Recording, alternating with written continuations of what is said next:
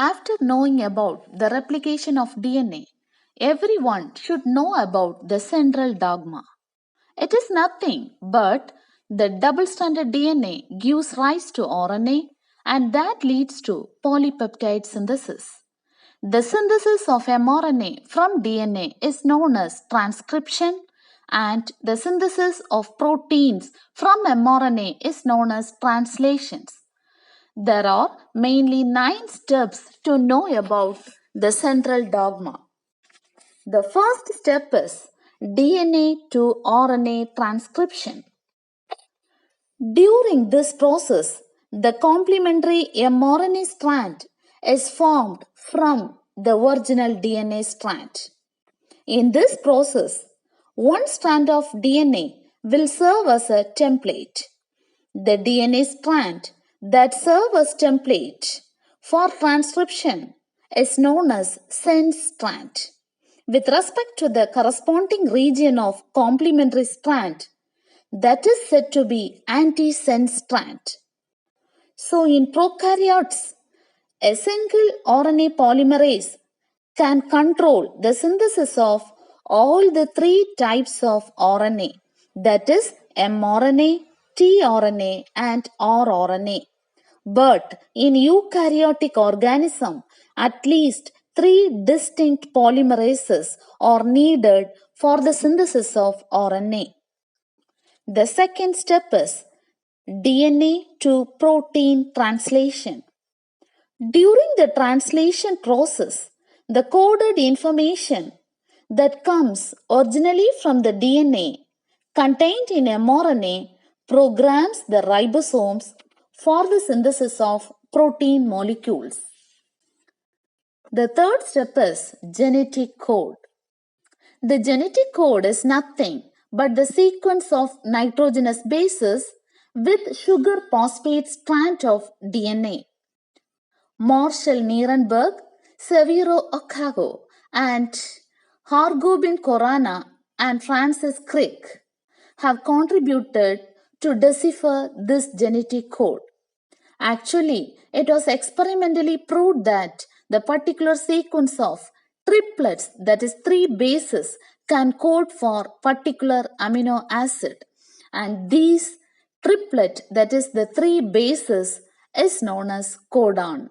In general, the genetic code is universal, they are cumulus, they are non-overlapping, they are degenerate and non-ambiguous in nature.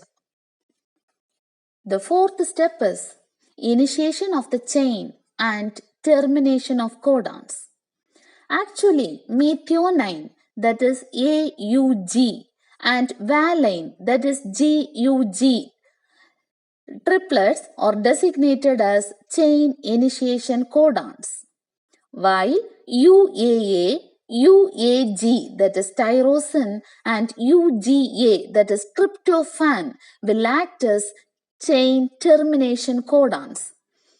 In the prokaryotic organism, that is in Escherichia coli, the triplets, that is AUG and GUG, occurs in between the 2 ends of the cistron that they code for the amino acid methionine and valine. Step number 5.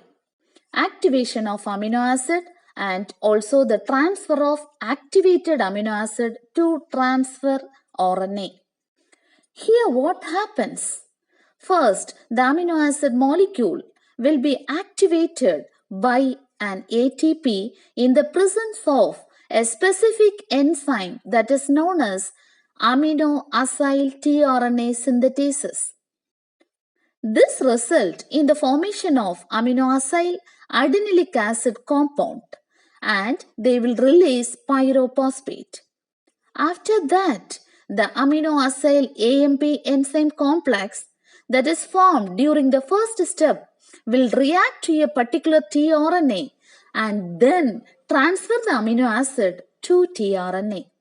The specific amino acid is attached to the 3' end of tRNA molecule. Step number 6. The role of ribosomes in protein synthesis. Once the amino acid have become attached to the tRNA, they will diffuse to ribosomes where protein synthesis naturally occurs. Ribosomes have two sites for binding amino-acyl tRNA. They are, one is amino-acyl site, that is A site, and another one is peptidyl site, that is P site. So, the initiating formyl methionine tRNA can bind only with the P site, whereas all the other newly coming amino-acyl tRNA can bind to A site. Step number 7.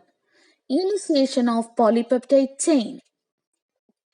The initiation of polypeptide chain is always done by the amino acid methionine, and therefore the methylyl tRNA charged with methionine binds to the initiator codon on the mRNA in the P site.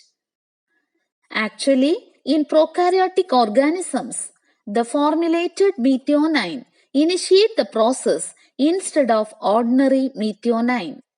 The formulation of methionine takes place in the prokaryotic organisms due to the presence of the main enzyme, that is transformylase. Step number 8.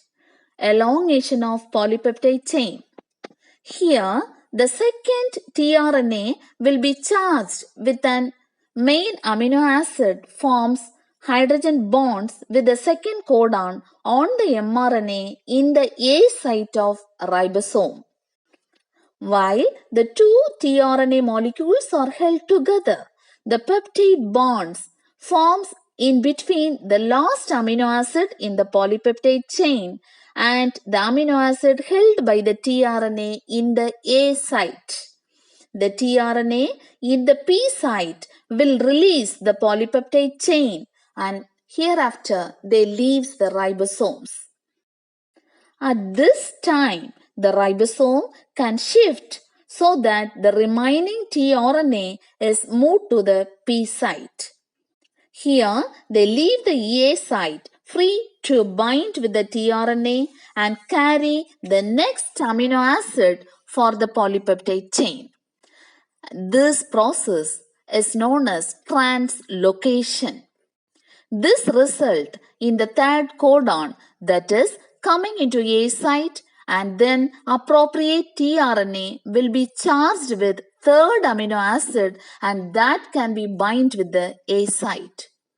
So, the process of polypeptide formation and translocation will be repeated again and again. Final step, 9th step, that is termination as well as release of polypeptide chain.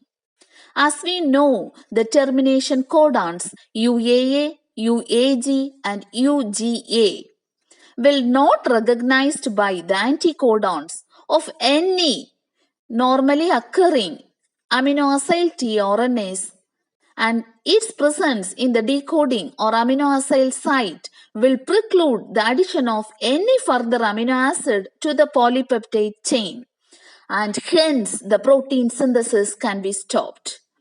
So the terminating codons can be recognized by some release factors.